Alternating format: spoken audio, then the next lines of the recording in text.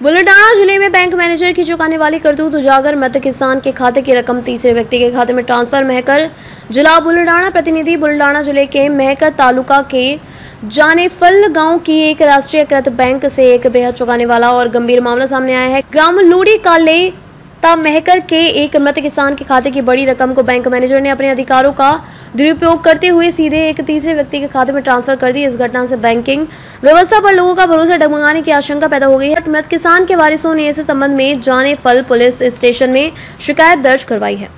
मामले का खुलासा ऐसे हुआ।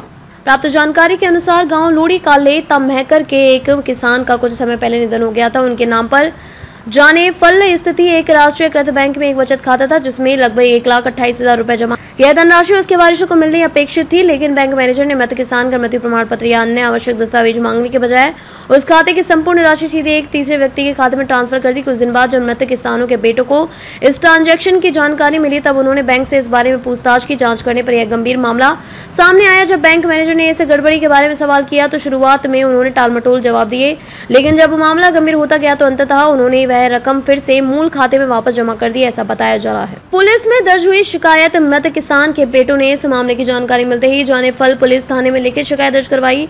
शिकायत में उन्होंने स्पष्ट रूप से आरोप लगाया है कि बैंक मैनेजर ने अवैध रूप से बिना किसी लिखित अनुमति या वारिसों के अधिकार के यह राशि अन्य खाते में ट्रांसफर की, जो अत्यंत गंभीर मामला है। पुलिस ने शिकायत दर्ज कर प्रारंभिक जांच शुरू कर दी है। आगे की कानूनी कार्यवाही के लिए साक्ष्य जुटाए जा रहे हैं।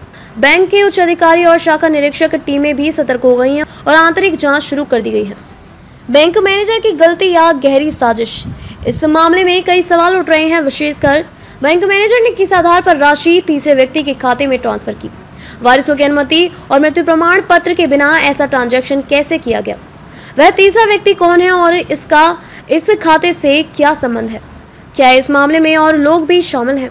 इन सभी सवालों के जवाब जानने के लिए गहन जांच की आवश्यकता है। पुलिस सूत्रों के अनुसार संबंधित शाखा का सीसीटीवी फुटेज, बैंक का ट्रांजैक्शन रजिस्टर और अंतरिक्ष ईमेल की भी जांच की जाएगी। किसान परिवार में आक्रोश। इस घटना से मृत किसान के परिवार में भारी आक्रोश का माहौल है। उन्होंने कहा कि हमारे पिता ने जीवन भर मेहनत कर जो थोड़े बहुत पैसे बचाए थे, वे आज बिना किसी अनुमति के किसी और को दे दिए जाते हैं। यह किस न्याय के तहत सही है?